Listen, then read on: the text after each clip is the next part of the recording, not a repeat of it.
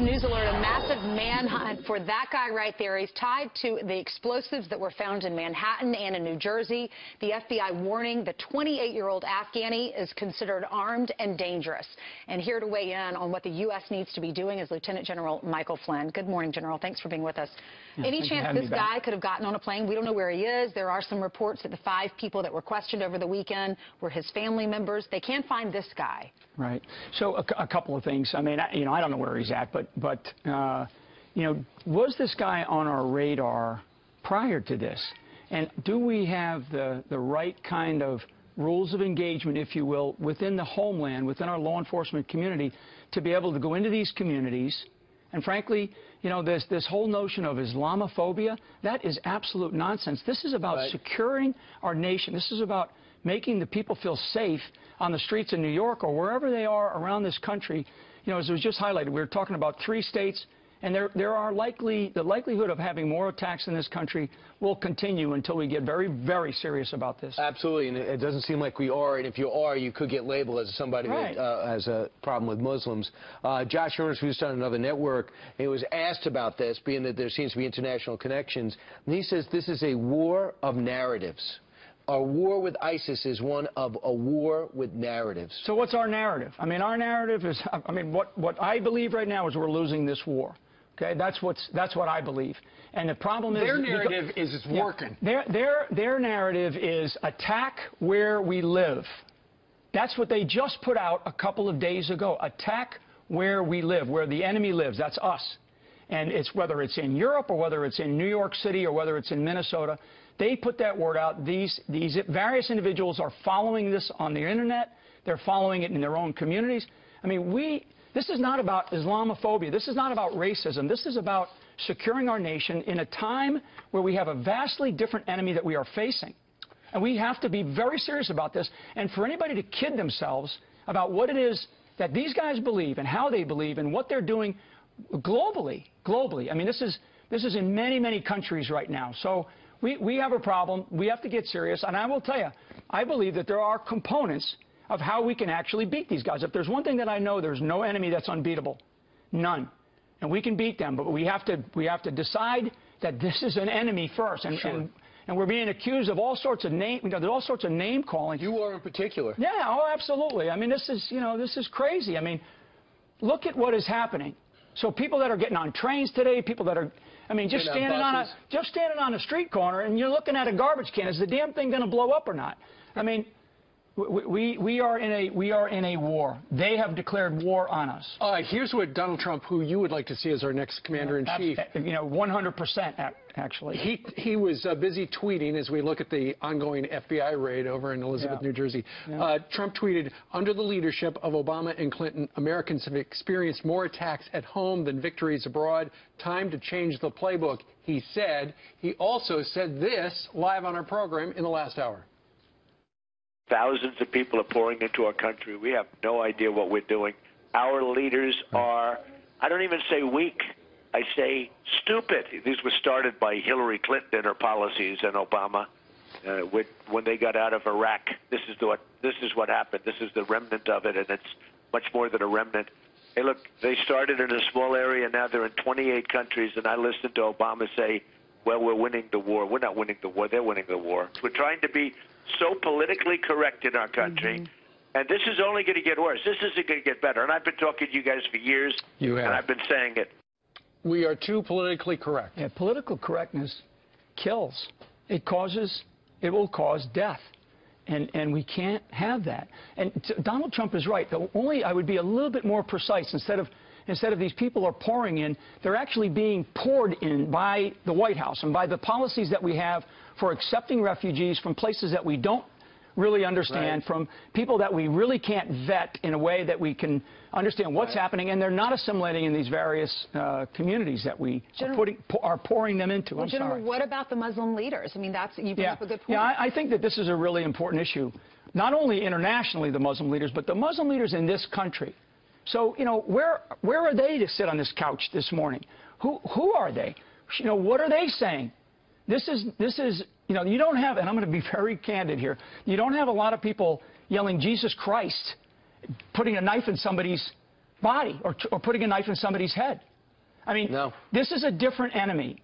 It's an enemy that we have not, frankly, understood in a couple of administrations, and we definitely don't understand them right now. And it's really important for them to know they're losing, like they were with the surge. The word went out, they were losing. Now it feels like they're winning, which is going to bring more people to their cause. Yeah. General, thanks so much. Thank you, My colleague Christine Johnson will be joining us shortly. At the moment, we're learning more about the charges against the man suspected of bombings in New York and New Jersey, exactly what he will face. 28-year-old Ahmed Khan Ramami will be charged on 5 counts of attempted murder and 2 gun charges. U.S. officials also tell CBS News that Rahami recently traveled to Afghanistan, the country where he was born. Officers arrested him this morning after a shootout in Linden, New Jersey. And our justice reporter Paula Reed is in Washington. She's been following this. Paula, if I'm watching this at home and I hear 5 counts of attempted murder and 2 gun charges, I'm thinking to myself, huh? I thought this was a terrorism case. It is certainly a terrorism case. Officials were very clear at a press conference earlier today that this is no doubt a terrorism case and it will be a terrorism prosecution. But for now, they've said that they're going to let the local officials charge him so that he will remain behind bars while federal prosecutors prepare what they describe as a comprehensive terrorism case. This is a very common tactic, especially in terrorism cases. They often don't want to reveal all of their evidence, so they'll try to hold a suspect on a minor charge. Certainly attempted murder is not a minor charge at all, but here they have the luxury of being able to charge him on state charges, so they don't have to reveal really any of their federal terrorism evidence until they're ready to do so.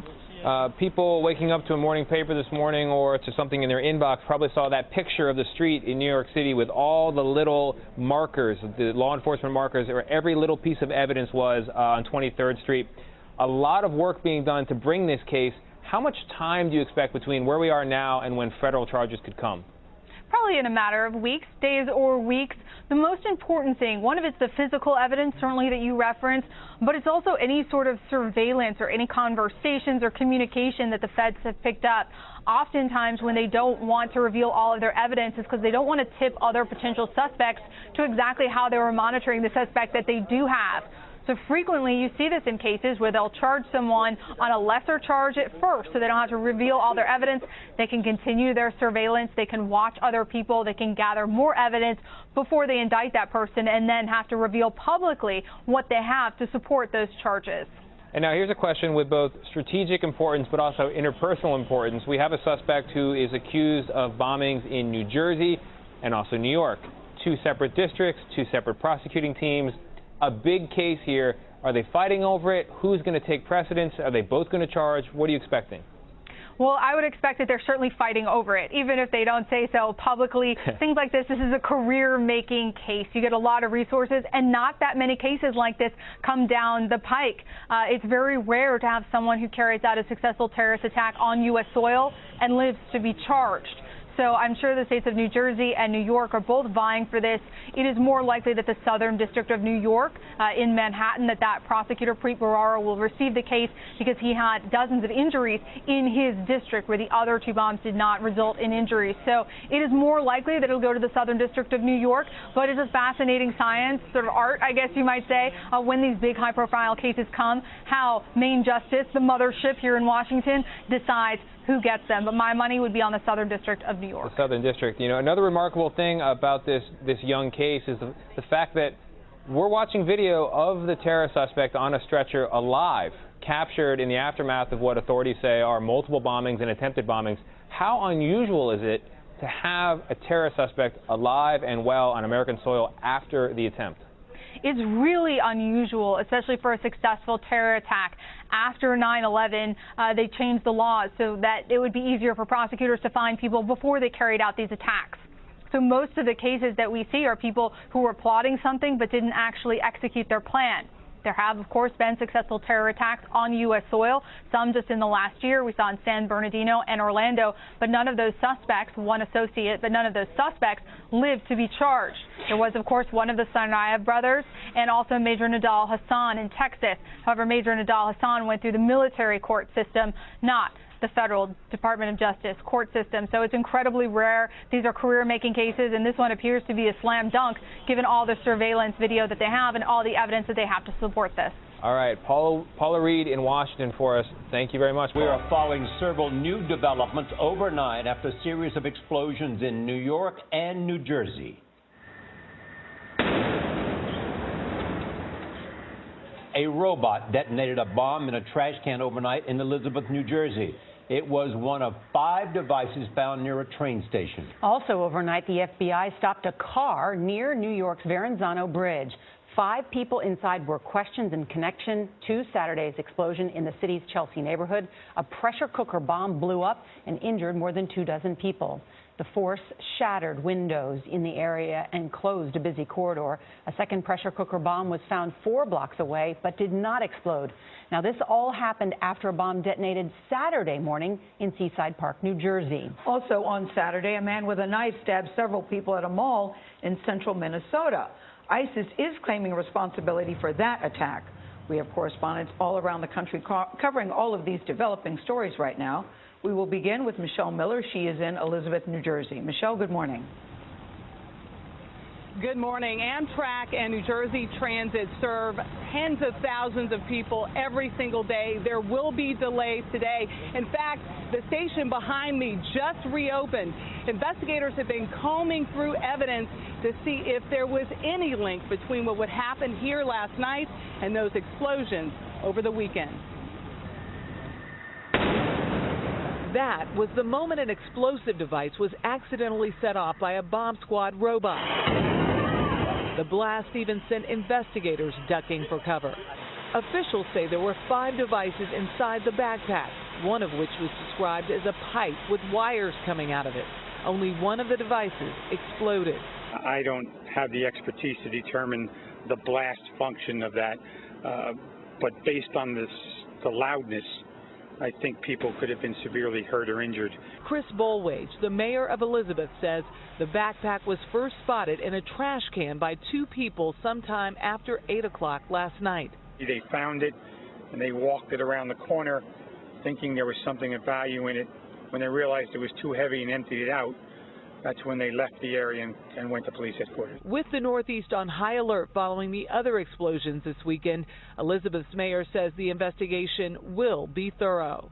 We're not going to know until the state police have an opportunity to examine the materials and compare it to what was found in Seaside Park and/or Chelsea, New York. That will remain under investigation at this time. And right now, the ATF and the FBI are carrying out a raid inside a business a few blocks from here. It is unclear if it is related to the explosives found last night. Fortunately, no one was injured in that blast.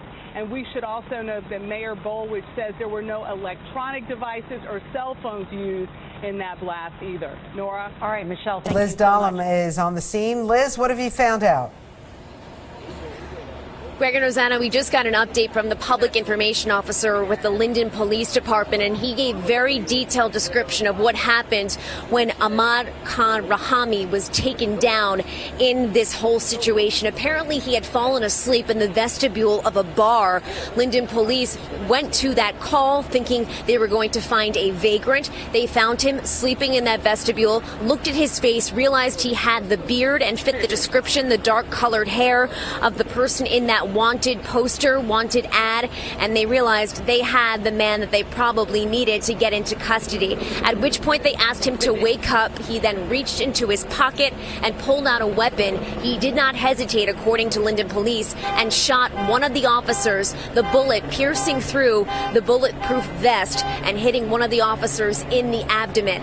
The suspect then, Rahami, then walked and then began to run down Elizabeth Avenue, East Elizabeth Avenue, at which point he fired his gun at multiple cars passing through on the street and actually fired one round into a police car, striking another officer in the head area, and his forehead area went right through the windshield of that cop car, at which point he was then tackled by a number of police officers, handcuffed, and at some point during that apprehension, the suspect, Rahami, Rahami was actually shot in the arm and possibly in the leg as well. So we're hearing again from Linden Police that at least 4 officers were wounded in this attack, in this takedown. One was shot in the head-forehead area and is expected to be okay. The other shot in the abdomen. Another officer is experiencing dizziness and is also being evaluated. But again, this whole area has been cleared from where this takedown actually happened, because as you can imagine, a number of bullets,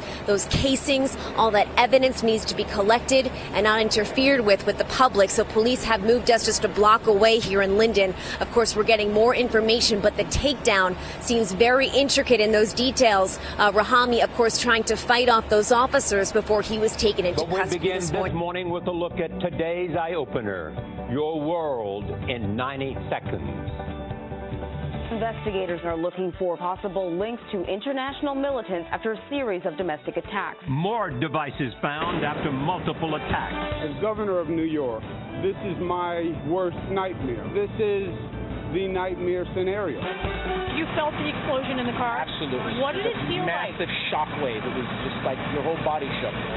ISIS claimed responsibility for a stabbing rampage at a shopping mall in Minnesota. 9 people were stabbed. The suspect was shot and killed by an off-duty police officer. This individual will not shake the resolve of this community. Secretary Clinton's basket of deplorables comments. Was it appropriate to use the word irredeemable? That's not a word I would use. I wouldn't use it. After the birth certificate he was released, Donald Trump advocated something for 5 years that was a lie. Why did he do that? Well, you're going to have to ask him, but I think that this is a sideshow now, that the media seem obsessed with John. A burning airplane crashed into a home in Arizona. Incredibly, no one was hurt. That thing's crashing. Oh, God. A race official had to dodge oncoming cars. Race control had said that it was safe to go out there, but obviously not. Oh, that. You got it. And the Minnesota Vikings have beaten the Green Bay Packers. Funny man Bill Murray was in Brooklyn trying his hand at a different profession. And all that matters. Big stars are celebrating big wins on the small screen. Game of Thrones conquered the competition at this year's Emmys. We have the best cast from England, Ireland, Scotland, and from New Jersey. On CBS this morning. I have to get downtown to the Emmys. Are you nominated? I am, yeah. Wow. What's that like? It's nice. If you run a positive campaign, the voters ultimately will make the right choice. You know, it's funny you say that. My psychic... Jimmy, that was a joke. Get out of the car. Jeff exclamation point. This morning's eye-opener is presented by Toyota. Let's go places. And in other news, the crisis in Syria is at the top of the agenda later today when the UN General Assembly meets here in New York. A fragile ceasefire was weakened when U.S.-led forces killed Syrian troops this weekend in an errant airstrike. ISIS was the intended target there, and the mistake led to some harsh criticism from both Syria and Russia. But Secretary of State Kerry has fired back, accusing Russia of grandstanding and showboating.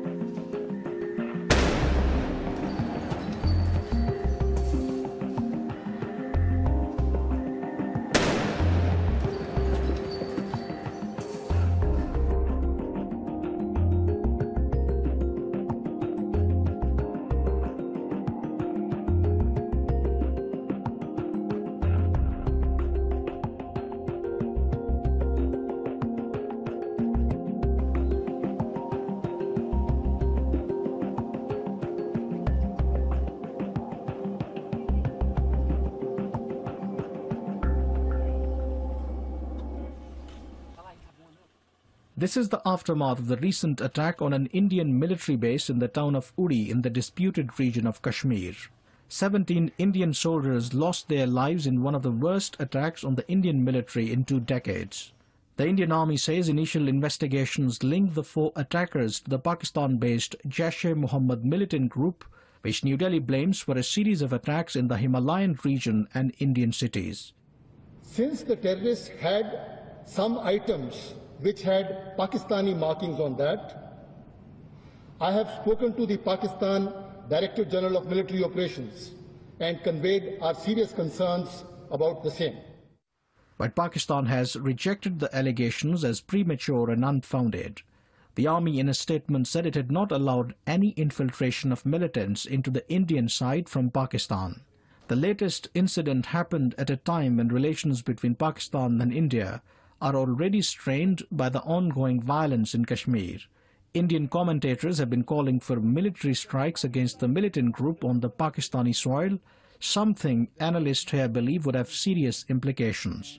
If they plan such things, they will be going to have an equal and matching response from Pakistan, because that has been an example of the past also, that the Indians tried to give these kind of signals and these kind of messages to Pakistan or to the world community, but at the end of the day they realized that this is not an option.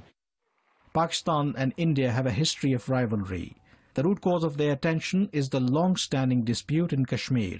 Both claim the Himalayan region, but rule part of it. The current phase of tensions between Pakistan and India is the worst since the November 2008 Mumbai attacks. Experts warn if the situation is not handled properly, this may lead to a possible military showdown between the 2 countries. Kamran Yusuf, Press TV, Islamabad. It's just that rotten egg kind of smell, like if you overcooked your eggs on the stove.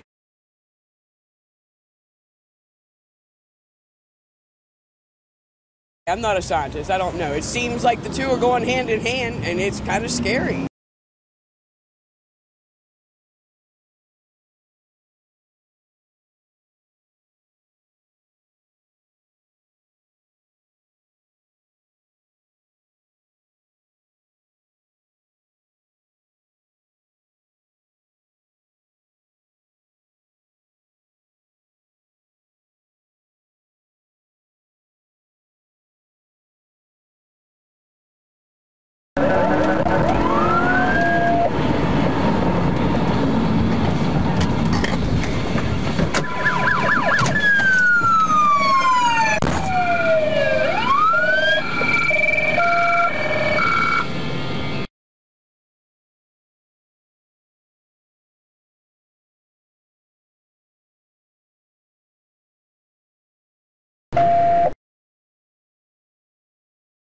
Which way are they facing?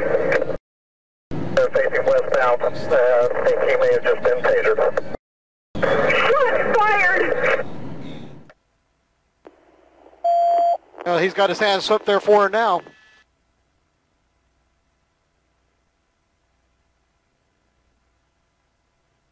Mike, I'm going to hit the recorder.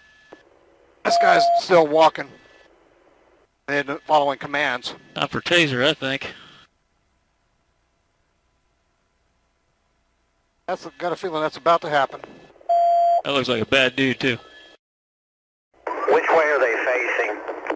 Police 1, they're facing I was here sitting down in my house, talking to my wife. We heard pop, pop, pop, pop, or something like gunshot. She said, "What's that?" I said, "Oh, probably it's a neighbor knocking, because the garage next door. So probably a neighbor knocking." We heard like a couple minutes after, we heard, "Whoa, whoa, whoa, the police coming." I went outside and I looked, realized there's a man lying down on the ground. So I asked the police what happened. He said, "It's a suspect bomber. We shot him." It was crazy because this morning my friend called me and said, "Check the news out. You see what happened in Elizabeth?" I said, "Oh, that's close." A couple minutes after that, it's on the avenue, it's on the block. So I said, "Damn, man."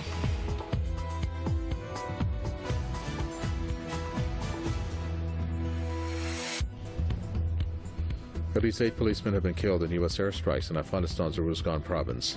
The U.S. military command in Kabul has confirmed the attacks but claimed the target was people posing a threat. The Afghan forces, backed by the American warplanes, are battling the Taliban across the country.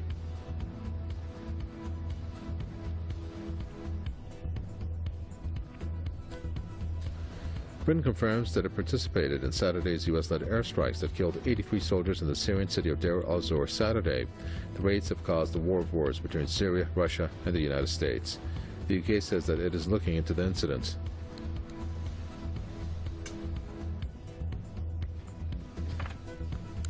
Turkish President Recep Tayyip Erdogan says that his country's army and its allied forces have purged Daesh terrorists from north of Syria. Erdogan noted that the Turkey-backed forces would now begin their push southward, marching on the key town of Bab in Aleppo province.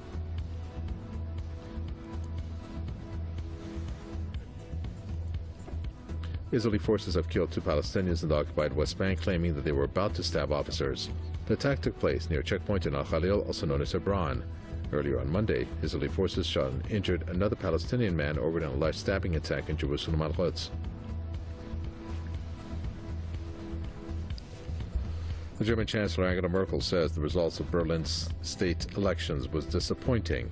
This after Merkel's party suffered historic losses over her government's open-door refugee policy. The opposition is seeking to extend a string of successes spurred by last year's refugee crisis. Russia's ruling party, led by Prime Minister Dmitry Medvedev, is heading to an easy victory in the parliamentary elections held on Sunday. With 93% of the votes counted, the United Russia Party is leading the polls with over 54% of the ballots. The Communist Party is in second place.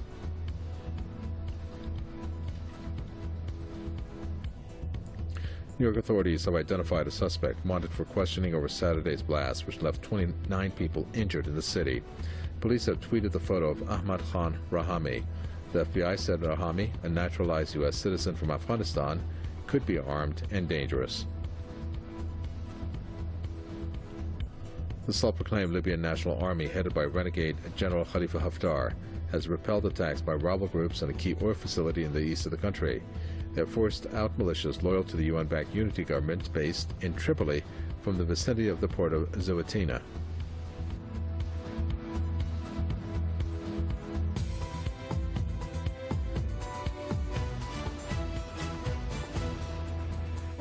早上4点54分，无锡市朔放街道强宅路220号的2层楼房因液化气泄漏引发爆炸，造成多间房屋倒塌。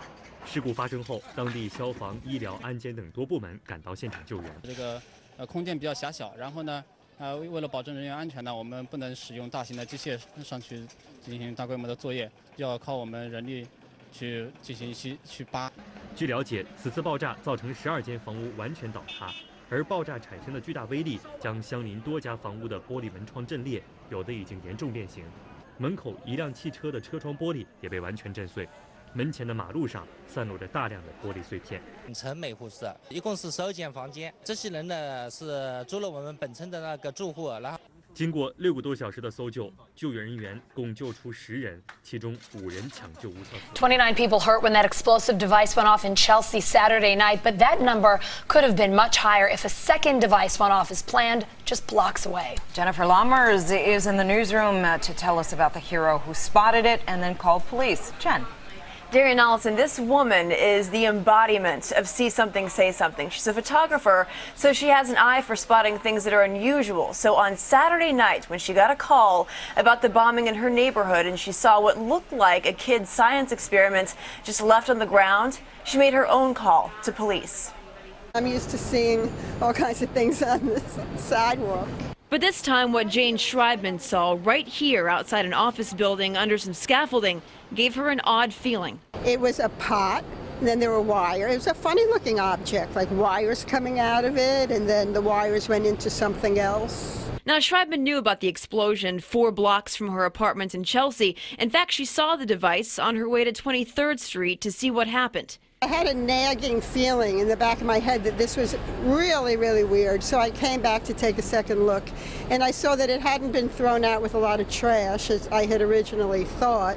Schreibman went upstairs and called 911. Within minutes, state troopers were outside her building. And they said, Run, get off the block. Before she knew it, that object was secured to the bed of a police truck.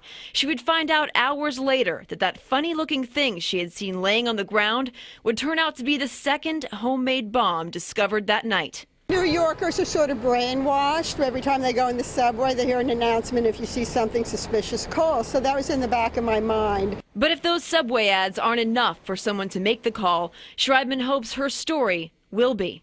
I think the moral of this should be, if you see something suspicious, call, and don't be blasé. If you think something might be suspicious, don't assume that someone else will call. Take responsibility for whatever's going on around you. Now, she says she's lived in that same neighborhood for 36 years and normally never makes calls like that because she doesn't want to bother police or come across as someone who always worries about nothing. But of course, after this happened, she says she'll never think like that again. Attack at a St. Cloud mall. 9 people hurt and the suspect killed by an off-duty police officer. We get the latest from Fox 9's Ted Haller. He's live at the Crossroads Center Mall tonight in St. Cloud. Ted? It was 5 minutes of terror here last night, Jeff. It started near the Sears, ended in the Macy's, and in those 5 minutes, 9 people stabbed and wounded until an off-duty police officer stepped up. Crazy people were trampling each other to get out. And it was 8:15 Saturday night when investigators say a man walked into the Crossroads Center Mall near Sears and started stabbing people, wounding 9 shoppers before he encountered off-duty officer Jason Falconer in the Macy's. So you saw him lunge at the police officer. The officer then fired a few rounds. You see him fall, and then you see him get back up. Again, fired upon, you see him fall, you see him get back up 3 times. And then even after that, to the point where he still was attempting to get back up again. Falconer, a part-time officer for the Avon Police, is already considered a hero for ending the attack. But for that swift response, particularly the actions of Officer Faulkner, I agree with the mayor that this could have been much, much worse. After the suspect was killed, police put the mall on lockdown. And I appreciate all of your patience. Investigators moved shoppers and possible witnesses to the food court where they took down everyone's name. We are currently investigating this as a potential act of terrorism. While the FBI is not confirming an ISIS link, the terror group is calling the attacker a soldier of the Islamic State. Family members identify him as 22-year-old Dahir Aden. One victim told police Aden mentioned Allah and asked whether they were Muslim. Police searched his apartment on Sunday. We do not at this point in time know whether the subject was in contact with, had connections with, was inspired by a foreign terrorist organization. In the 11 years that I've been mayor, I think I get asked this question often, what keeps you up at night? Well, with what happened last night is what keeps me up at night.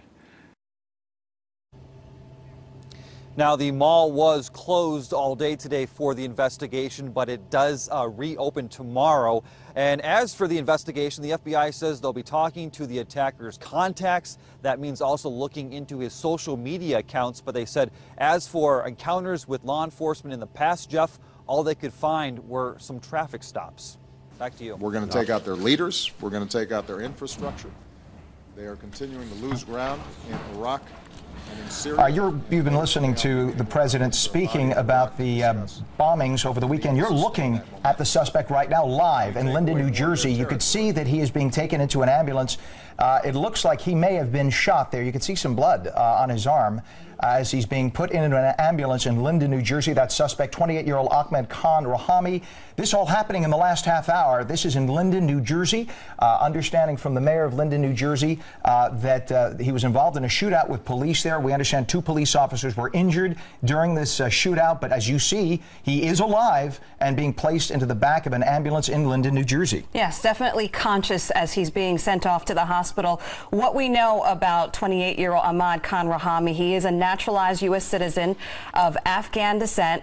He lives in Elizabeth, New Jersey, where his family actually owns a restaurant in that area. Police, this manhunt has been going on for the last 24 hours, and quickly they acted, and there he is being sent off in a hospital. You can see that the scene is still very, very active there in Linden, New Jersey. Residents being directed to stay indoors as all of this unfolds. And the way police and FBI agents were directed to Rahami, apparently one of the unexploded bombs, the second of the two bombs in the Chelsea area, in Chelsea, the one on 27th Street, I believe, the one that was found underneath a mailbox by a woman who heard the first bomb on 23rd. She heard the first bomb, came running outside to see what was going on. She sees a device underneath a mailbox, a shiny device. She said it looked like a child's science experiment. She decided this is unusual, doesn't belong here, called police. 2 New York State troopers come by, see the device, call the bomb squad. They immediately realize that this is an unexploded bomb. They deactivate that and they find a flip phone. That flip phone was not what's called a burner phone, which you would get at a box store. This was actually registered to Rahami, and that's how they were able to trace this device back to him. It's amazing, the police work and how quickly they were able to do it. So quickly, and shout out to the citizens who saw something and said something, and that is the key to how we were able to end this so quickly, but very, very frightening past couple of days. Absolutely. Unfolding here. Thankfully, everyone acted and more harm was not inflicted on everyday people. And it looks like the police officers have their suspect very much alive in the back of that ambulance right now, and it's the way they want it, because now they might be able to get some information from him because he is alive. Let's just hope our police officers are going to be okay. We understand that 2 officers did get hurt. We don't know the extent of their injuries, but they did get hurt in the process of apprehending this suspect. Again, 28-year-old Ahmed Khan Rahami, a United States citizen, naturalized United States citizen from Afghanistan, a resident of Elizabeth, New Jersey. This all happening in Linden. This guy's still walking and following commands. Not for taser, I think. Got a feeling that's about to happen. That looks like a bad dude, too, to be honest with them. Which way are they facing? Police 1, they're facing westbound. I think he may have just been tasered. Shots fired! The first caller informed that a male ran from the vehicle saying it's going to blow. Remember, Officer Shelby's en route to another call, but she comes across this at 7:41. Found it abandoned in the roadway. She informs the dispatcher that she's not having cooperation from the person there, and I'm not going to get into more detail on that. That will come out later. 1 shot was fired by Officer Shelby, and a taser was deployed by Officer Tyler Turnbow. I'm going to tell you right here now, there was no gun on the suspect or in the suspect's vehicle. I want to assure our community, and I want to assure all of you and people across the nation who are going to be looking at this, we will achieve justice. You all want to know who that big bad dude was?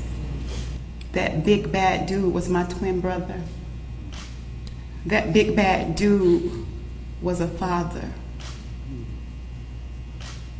That big bad dude was a son.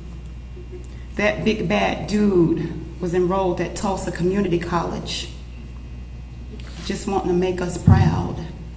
We're demanding today, immediately, that charges are pressed against this officer that was incompetent, that took my brother's life. We're demanding that, and it's time for everybody to demand that this stops and that justice is served.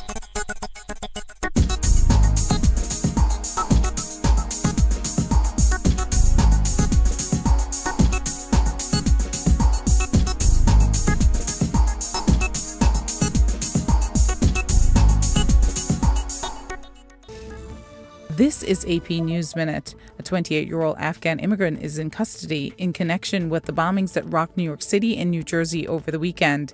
The arrest came just hours after police issued a bulletin and photo of Ahmad Khan Rahami. He was taken into custody following a shootout with police. Minnesota police officials said there's no evidence to suggest a shopping mall stabbing involved more than a lone attacker. The man who stabbed 9 people Saturday was shot and killed by an off-duty officer. Federal investigators say they're looking at the attack as a potential act of terrorism. U.S. health officials lowered the warning for pregnant women to stay out of Miami's Wynwood Arts District. This comes after no new cases of mosquito-borne Zika illness have been reported since early August. Officials credit aggressive aerial spraying. And a wedding ring lost over 37 years ago has been returned to its owner after a scuba diving instructor found it in the waters off Spain's Mediterranean coast last month. The owner saw the scuba diver's Facebook post, which had been shared more than 70,000 times. Suzanne Yee Gaffney, The Associated Press, with AP News Minute.